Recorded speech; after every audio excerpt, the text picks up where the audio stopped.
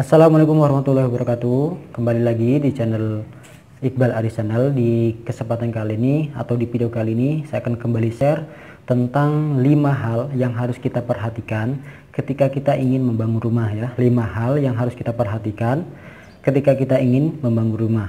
Dan untuk lebih jelasnya silahkan tonton sampai selesai.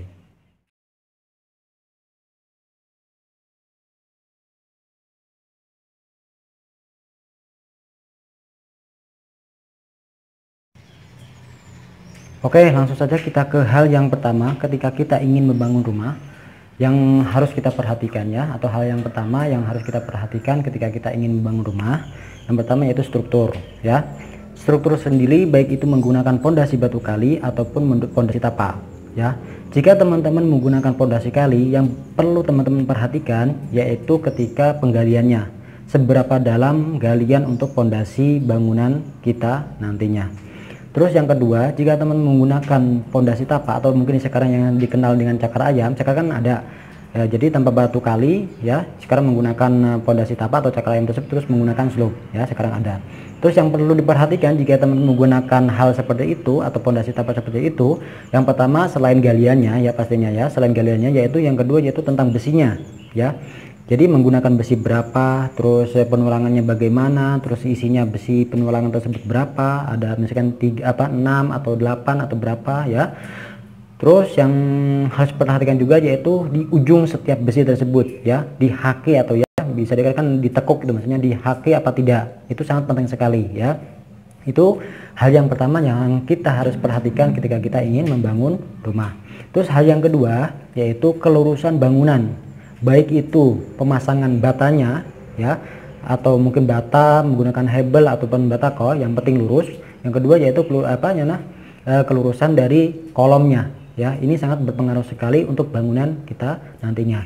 Terus kalau misalkan akibat dari kedua hal ini, misalkan pasangan kita tidak lurus, ini sangat memperlambat sekali waktu pengerjaan yang lainnya. Misalkan sekarang gini, pemasangan batanya adalah misalkan miring ya, jadi nanti perlambatnya adalah memperlambat pekerjaan di plesternya. Pasti plesternya tebal tipis ya, pasti plesternya tebal tipis jika pasangan hebel kita miring.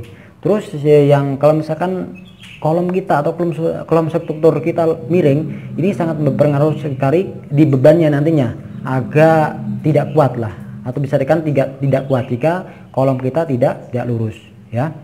Terus yang ketiganya, hal yang ketiga yang harus kita perhatikan ya ketika kita ingin membangun rumah yaitu siku bangunannya ya. Siku bangunan untuk bangunan kita ya. Nah, ini berpengaruh sekali ketika kita ingin memasang keramiknya. Nanti akan terlihat potongannya akan miring ya. Nah, hal seperti itu jangan sampai terjadi di bangunan teman-teman. Tapi kalau misalkan teman-teman mau ya nggak apa-apa sih ya. Terus yang kelimanya, yang keempat ya, yang keempat yaitu tentang nol bangunan. Nah, hal ini juga harus teman-teman perhatikan ketika membangun rumah. Nol bangunan, misalkan sekarang nol lantai 1 ke lantai 2 berapa? Ini jika teman-teman menggunakan membangun rumah 2 lantai ya. Terus nol bangunan sendiri fungsinya buat apa sih ya? Jadi nol bangunan itu sangat berpengaruh sekali, atau fungsinya itu sangat berpengaruh ke semua nanti ke finishingnya. Jadi misalkan gini, misalkan 0 lantai 1 ke lantai 2 misalkan 0 lantai 1 ke pelafon itu misalkan 3 meter.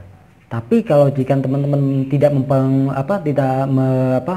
membuat nol yang benar, misalkan ya, si pelafon tersebut mungkin bisa lebih tinggi atau bisa lebih rendah ya. Jangan sampai asal-asalan membuat nol lantai. Jadi biasanya ya, cara sekalian saja saya menjelaskan tentang membuat nol lantai ya. Biasanya itu nol lantai itu diambil dari jalan. Misalkan begini, misalkan ketinggian rumah teman-teman dari jalan misalkan 50 ya, terus kita menggunakan selang waterpass, lalu kita ambil 50 cm dari jalan tersebut, kita gunakan selang waterpass, lalu kita pindah ke boplang. Nah, nol tersebut atau ketinggian lebar tersebut akan menjadi nol kita nantinya. Ya, ini sebagai contoh saja ya, 50 cm tadi. Nah, dari 50 cm tadi untuk patokan selamanya, dalam arti selamanya begini. Misalkan patokan dari untuk pemasangan plafon.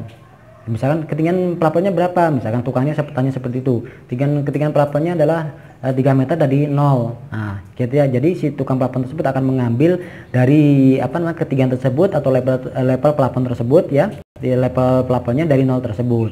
Terus fungsinya nol nanti buat apa? Nanti ketika membuat tangga ya, yang mana salah satu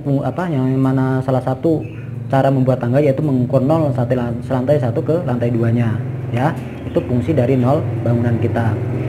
Terus yang kelimanya yaitu tentang masalah pekerja. Ini juga harus yang teman-teman perhatikan ya. Hal yang kelima yang harus kita perhatikan ketika membangun rumah yaitu tentang pekerjanya atau tukangnya. Jadi jangan sampai salah pilih tukang, atau jangan sampai salah pilih mandor, atau jangan sampai salah pilih pemborong. Nah, itulah 5 hal yang harus kita perhatikan ketika kita ingin membangun rumah atau kita membangun rumah ya. Yaitu yang pertama yaitu struktur ya, jangan sampai ini terlewatkan karena bagian fatal sekali ini di suatu bangunan ya, strukturnya. Kalau misalkan strukturnya tidak kuat, bangunan juga kita tidak akan kuat. Terus yang keduanya yaitu kelurusan bangunan, baik itu pemasangan batanya atau batako atau hebel ya. Terus kelurusan dari kolom tiang kita nantinya, kelurusan kolomnya ya. Terus yang ketiganya yaitu siku bangunannya yang tadi saya jelaskan untuk supaya bangunan kita presisi ya, terutama di bagian keramiknya supaya terlihat bagus lah ya, sama semua ukurannya. Terus yang keempatnya yaitu tentang nol bangunan ya, yaitu tadi fungsi dari nol bangunan tersebut supaya nanti di finishingnya supaya orang-orang pekerja pekerjanya itu enak mengambil patokan untuk level pekerjaannya. Kalau plafon ya kita ngambil dari situ, kalau tangga ya kita ambil dari situ. Terus yang kelimanya itu jangan sampai jangan sampai salah pilih tukang atau mandor atau mungkin pemborong ya. Ini sangat sayangkan sekali. Jadi jangan benar-benar teman-teman harus perhatikan. Jadi jika kita salah memilih tukang atau pemborong atau pekerja, jadi berkabitnya misalkan begini. Jadi kalau misalkan kita mengerjakan pasangan bata, terus salah pilih orang ini tidak terbiasa pasang bata ya, selain pekerjaannya akan lama, mungkin pekerjaannya kurang rapi ya. Nah, itulah teman-teman 5 hal yang harus kita perhatikan ketika kita ingin membangun rumah atau ketika kita sedang membangun rumah ya. Bagi teman-teman yang mungkin sekarang sedang membangun rumah ya, kalau misalkan belum terlambat ya, 5 hal ini benar-benar harus perhatikan. Oke teman-teman, mungkin sekian dulu video singkat kali ini ya, semoga bermanfaat. Dan jika teman-teman suka dengan video ini silahkan like, comment, share, dan subscribe. Dan jika teman-teman punya pendapat lain atau cara lain atau mungkin ada yang menambahkan, silahkan tuliskan di kolom komentar. Dan jika teman-teman juga ada yang pertanyaan, silahkan tuliskan juga di kolom komentar. Mohon maaf atas kekurangan dalam itu perkataan atau apapun itu atau penjelasannya. Sampai jumpa di video selanjutnya. Wassalamualaikum warahmatullahi wabarakatuh.